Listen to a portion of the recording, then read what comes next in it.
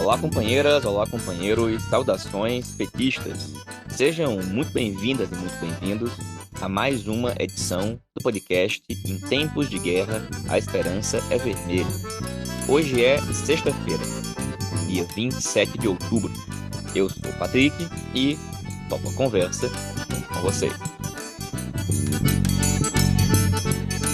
No episódio de hoje, falamos sobre a escalada do conflito na Palestina, com o aumento da violência, do cerco e dos ataques de Israel contra o povo palestino. Ouvimos o companheiro Walter Pomar, que fala sobre o resultado do primeiro turno nas eleições da Argentina. Ouvimos a opinião do companheiro Ismael César acerca da mobilização em Brasília. E sobre a onda de violência miliciana no Rio de Janeiro, conversamos com Ricardo Dodói, presidente da 11ª Zonal do PT, que fica naquela região da cidade.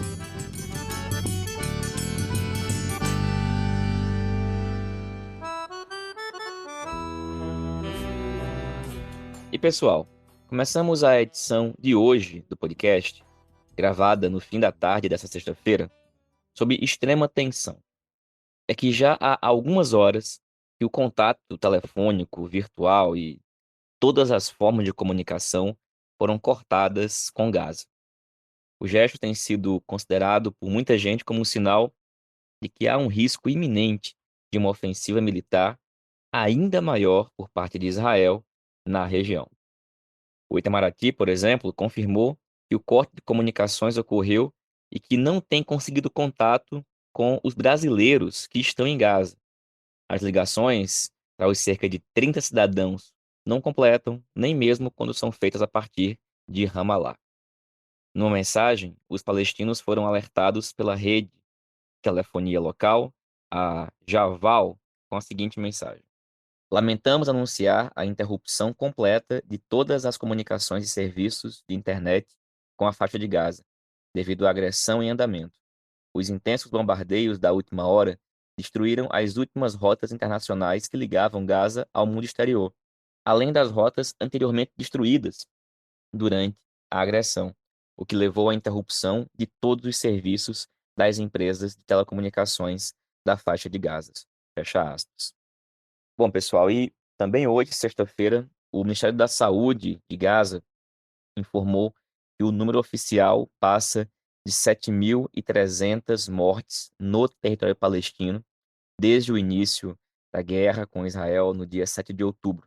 A maioria das vítimas são civis e entre elas mais de 3.000 crianças. Bom, e ao longo dessa semana o que nós vimos foram tentativas da ONU de aprovar, por exemplo, no Conselho de Segurança, resoluções que pedem o cessar-fogo, propostas apresentadas pelo Brasil, pela Rússia, vetadas pelos Estados Unidos, e inclusive uma proposta hipócrita e cínica por parte do governo estadunidense, que classificava o Hamas como terrorista e que não pedia o cessar-fogo. Sexta-feira, portanto, e nenhuma medida efetiva foi tomada por parte da Organização das Nações Unidas. Na semana passada, do dia 16, a direção nacional da tendência petista, Articulação de Esquerda, publicou uma resolução que eu passo a ler a partir de agora. Ela diz, abre aspas, desde os anos 1980, o PT apoia a luta do povo palestino contra a opressão colonial que sofre por parte do Estado de Israel, apoiada pelos Estados Unidos e por outras potências imperialistas.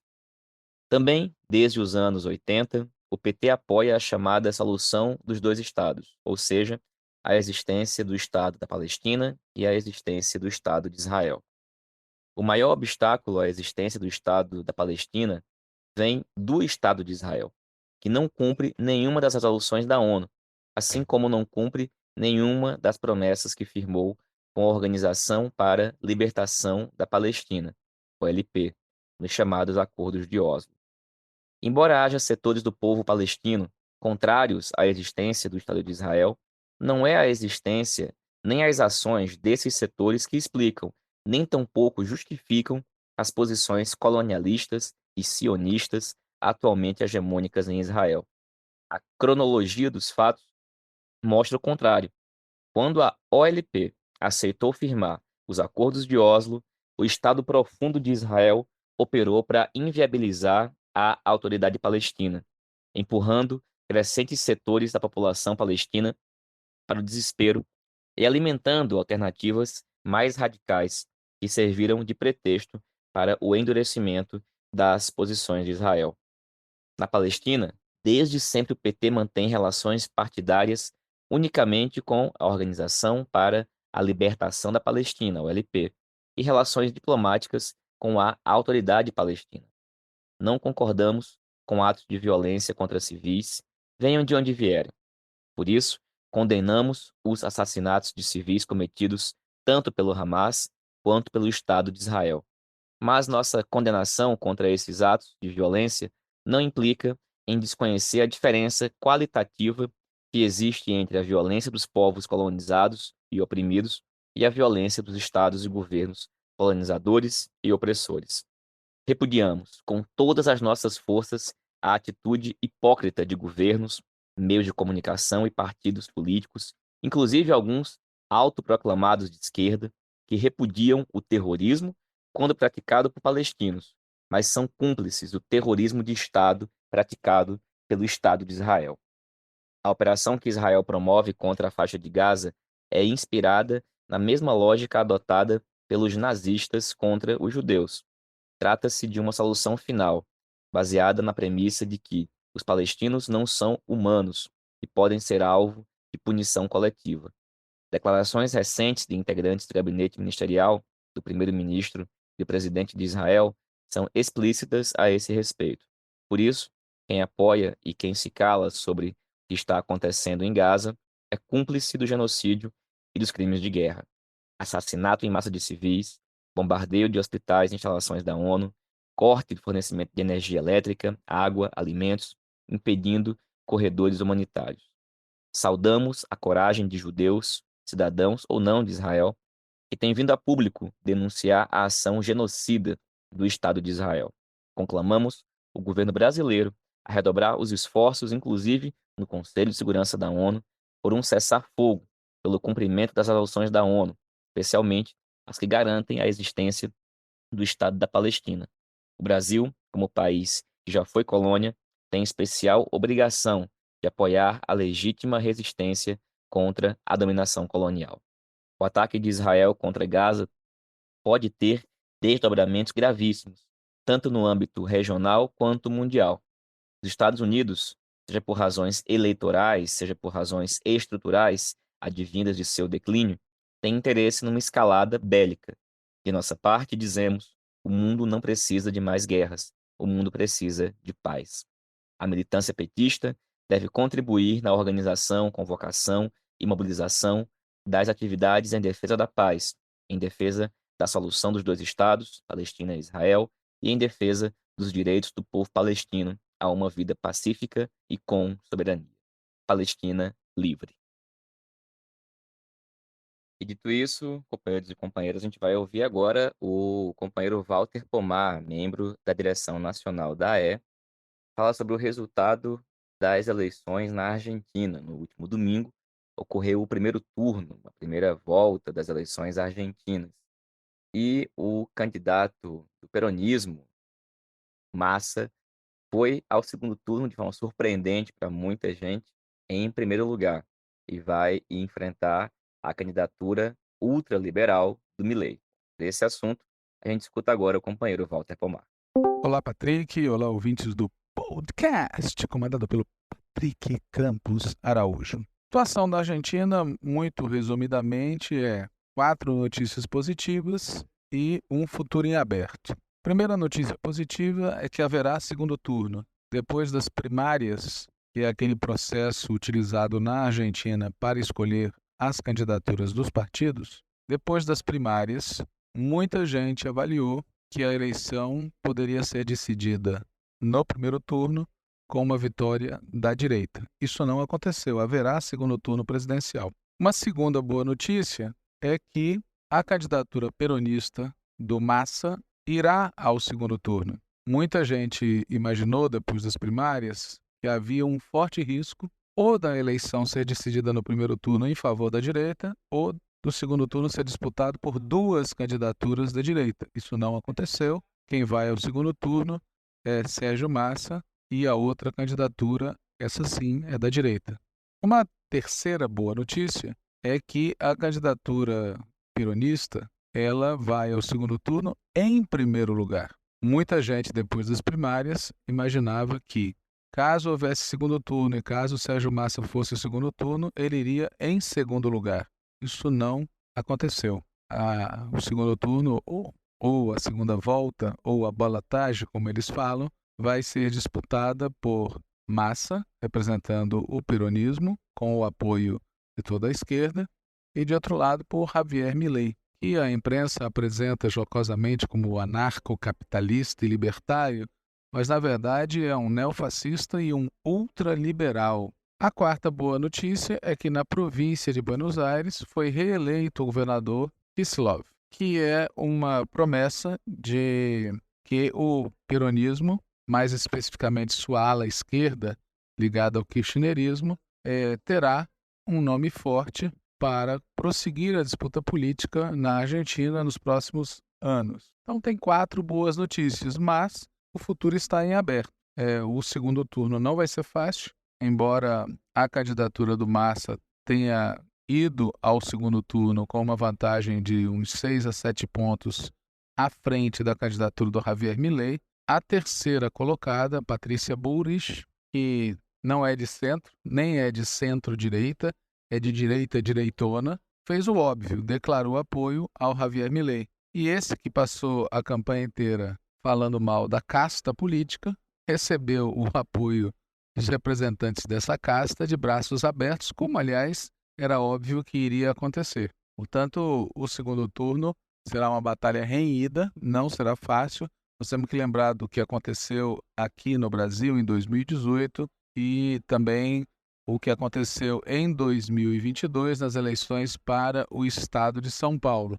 Numa disputa entre esquerda e extrema-direita, o centro e a centro-direita majoritariamente votaram na extrema-direita para derrotar a candidatura da esquerda. Logo, o caminho para uma vitória na Argentina é o caminho de disputar o voto das amplas massas populares. E isso significa enfatizar não apenas a defesa da democracia e a luta contra o neofascismo, mas enfatizar a luta contra o neoliberalismo e em favor das políticas públicas que beneficiem a maioria do povo. É uma polêmica que nós brasileiros conhecemos muito bem e que também ocorreu na Argentina. Vamos ficar aqui apoiando ativamente a candidatura do Massa e nos preparando para o que acontecerá em outros países da região. Porque o mais importante, do ponto de vista analítico, é perceber que as eleições da Argentina não são um ponto fora da curva.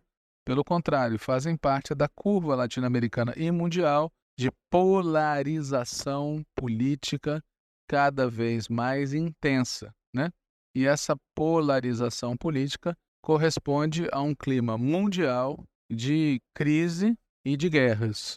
Portanto, nesse ambiente, as soluções intermediárias, elas não prosperam. É isso que eu teria a dizer, Patrick, e ouvintes do podcast. Um abraço a todos e a todas. Valeu, Walter. Obrigado, companheiro.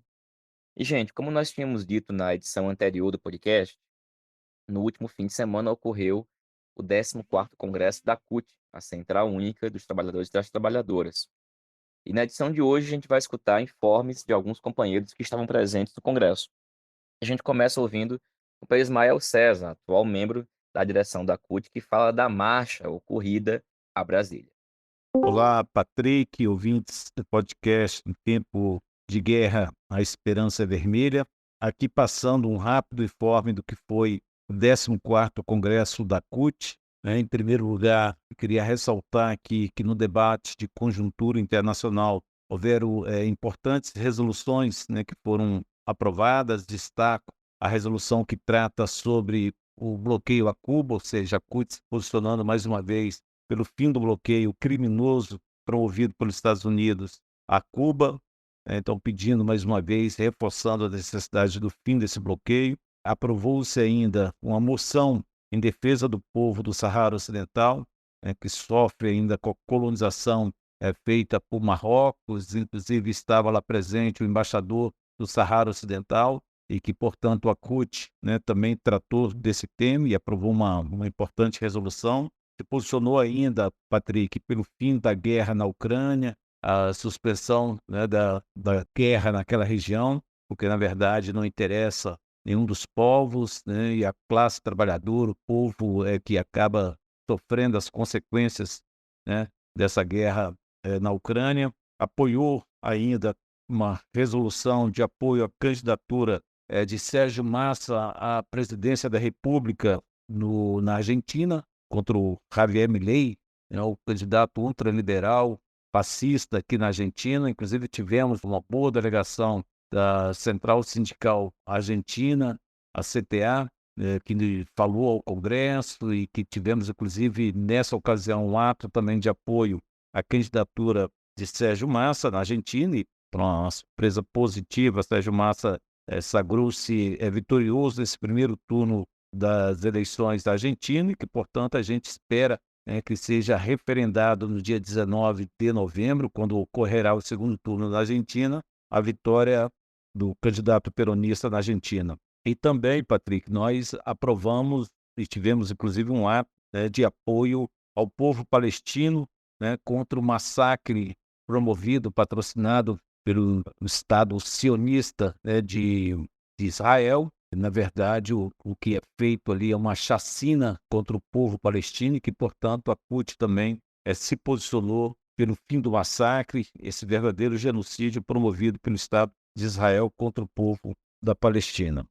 Patrick, também aprovou a resolução sobre o setor público, como eu havia explicado no podcast passado. Nós apresentamos uma resolução a respeito do setor público, que tratava contra a PEC 32, e aqui é bom destacar que não somente a PEC 32, porque o Arthur Lira falava da necessidade de recolocar na agenda do Congresso Nacional o debate sobre a reforma administrativa, que trata a PEC 32, mas o governo, o atual governo, o governo Lula, tem aberto debate sobre a possibilidade de uma outra reforma administrativa, dito inclusive pela ministra da Inovação e Gestão, e que, portanto, nós somos contra que esse debate entre na pauta do Congresso Nacional, entendendo que não teríamos a menor chance de aprovar uma reforma que atenda os anseios do povo, que qualifique o serviço público.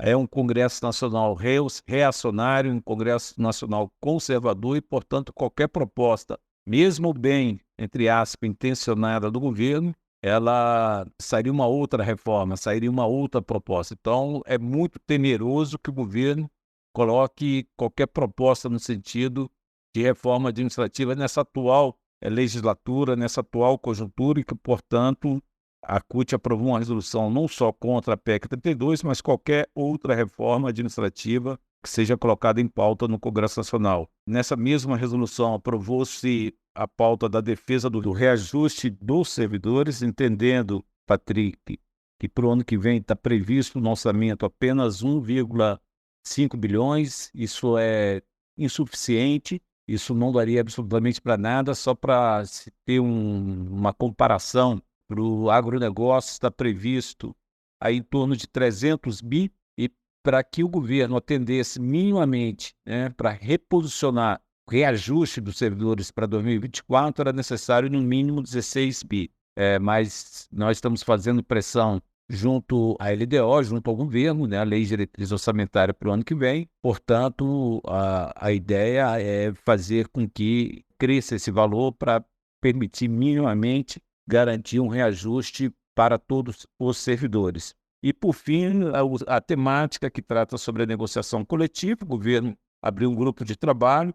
Nós esperamos que esse grupo de trabalho apresente, se possível, ainda este ano, uma proposta para que possa, de fato, efetivar a negociação coletiva no setor público, não só a administração pública federal, mas que também tenha validade para os servidores dos estados e dos municípios. E, por fim, Patrick, eu queria destacar uma importante resolução que foi aprovada ainda no Congresso da CUT, já no seu plano de luta, que foi uma grande marcha a Brasília.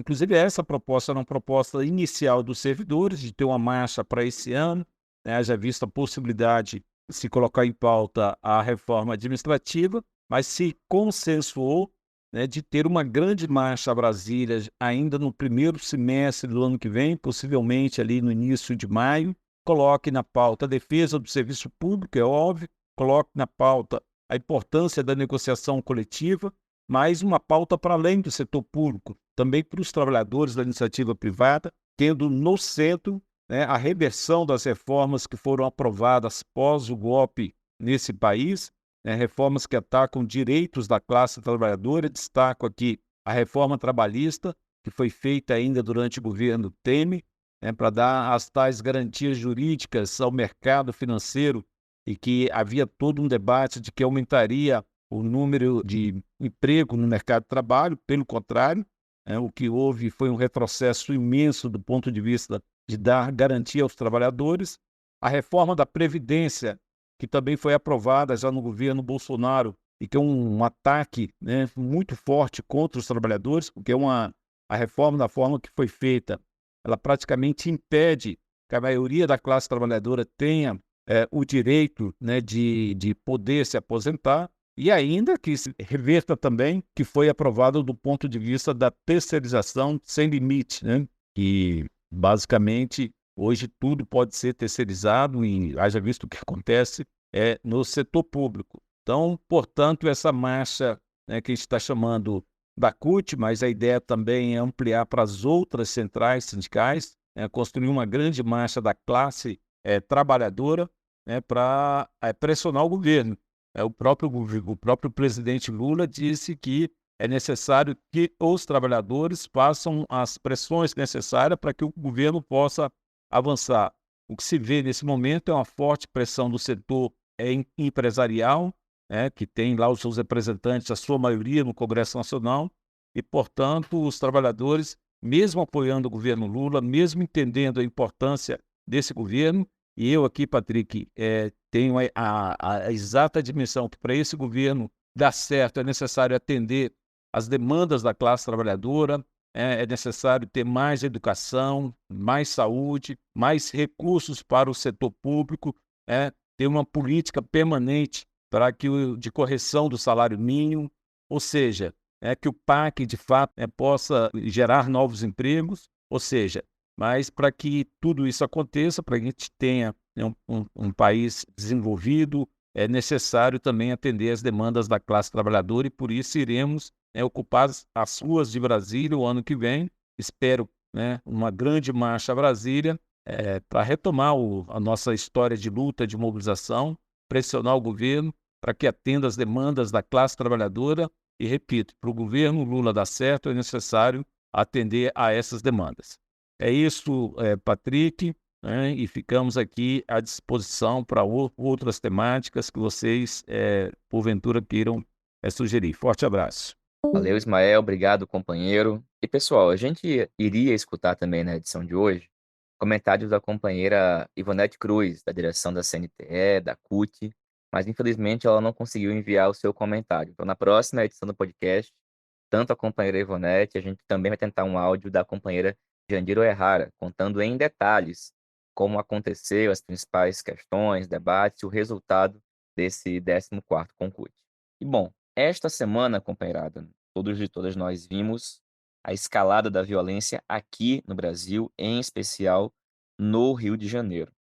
Foram mais de 35 ônibus incendiados, além de outros veículos, na zona oeste da capital do estado, em uma ação da milícia. Para falar sobre esse assunto, a gente convidou hoje o companheiro Ricardo Dodói, que é presidente da 11ª Zonal do PT, na cidade do Rio de Janeiro, e falar para a gente como é que está a situação na cidade. Ele que é morador da Zona Oeste. Olá, cumprimentar aqui os ouvintes desse importante instrumento de comunicação, o podcast Em Tempos de Guerra, A Esperança é Vermelha. Meu nome é Ricardo, sou conhecido aqui da nossa militância nessa região como Ricardo Dodói, atuo como presidente da 11ª Zonal do PT Carioca. Ela é uma zonal que abrange uma região do Rio de Janeiro, é uma das mais empobrecidas e compreende vários bairros. Foi onde exatamente houve aqueles ataques, né, de milicianos depois da morte de um dos seus líderes, né? Então, o número 2, inclusive, da milícia daqui do Rio de Janeiro, dessa região. Dizer que me referi, né, a essa complexidade que é esse problema das milícias aqui no Rio de Janeiro, muito debate, acho que muita análise ainda irão ocorrer, tá? Mas é importante afirmar aqui, né, e fazer uma referência no que foi dito numa entrevista pelo Ricardo Capelli, que é do gabinete, do secretário executivo, né, do Ministério da Justiça, em que ele afirmou, né, que a ação, né, de vários órgãos federais, a Polícia Federal, né, os órgãos de controle financeiro, enfim, né, os objetivos e a ação, né, que vai colaborar, né, com o governo do Estado do Rio de Janeiro é para estrangular, né, o que ele chama poder dessas milícias. E, segundo ele, está na questão financeira. É verdade, ou meia-verdade, que a exploração que eles fazem de diversas formas, que talvez os ouvintes conheçam, exploração de venda de gás, exploração no comércio, exploração, enfim, vários tipos.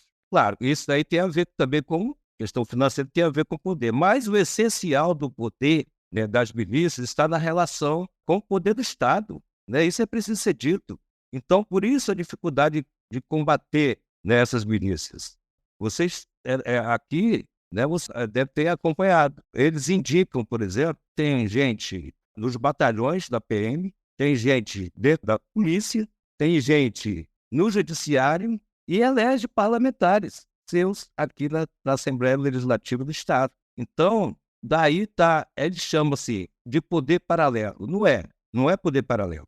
Eu acho que isso tem que ficar bem claro, porque o que existe realmente é um braço do Estado na forma de exploração de várias formas, e a exploração política está justamente em formar esses currais eleitorais para eleger esses fascínoros da extrema-direita. Aí é que está a natureza principal, né, das milícias. Claro que conta sim com a questão da arrecadação do dinheiro, na chamada gatonete, enfim, essas questões também acontecem e acontece assim de uma forma muito aparente. Não é impossível que não tenha acabado no combate esse lado financeiro, o lado da lavagem do dinheiro, enfim. Mas a complexidade maior está justamente nessa questão de que não é um poder paralelo, é um braço do poder do Estado em territórios como o nosso aqui. Ricardo, agora, a partir desse seu comentário, queria que você falasse um pouco para nós como é que está a situação aí na Zona Oeste, em especial depois das declarações do governador Cláudio Castro, e também que você falasse um pouco sobre o que é que o PT está fazendo, se manifestou e qual que é a posição do partido diante desse episódio brutal de violência ocorrido aí ao longo dos últimos dias.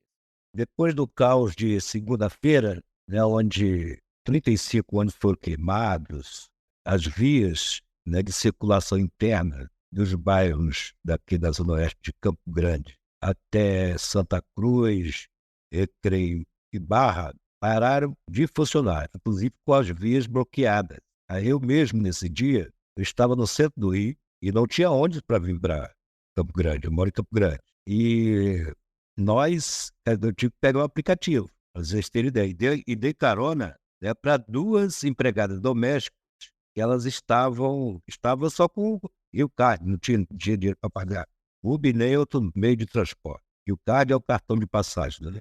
Então, no resto da semana, entrou tudo quer dizer, a costumeira normalidade de que já é ruim, né, o sistema de transporte no Rio de Janeiro. Então, mas hoje teve tiroteio, a polícia conseguiu atirar e acertou um miliciano, que é parceiro desse que morreu e que controla o bairro de Guaratiba. Então, aconteceu isso hoje. Vamos ver o que se aguarda para amanhã de manhã, né? Vamos esperar o desenrolar dos acontecimentos. Pois bem, Quanto às declarações do Cláudio Castro, tem que compreender o seguinte, acho que o Cláudio Castro ele foi eleito junto com o Bolsonaro justamente com o voto dos milicianos. Essa turma de milicianos aqui da região, a região que eu digo que inclusive pega outros municípios, né, eles não têm tanta unidade assim. Tá?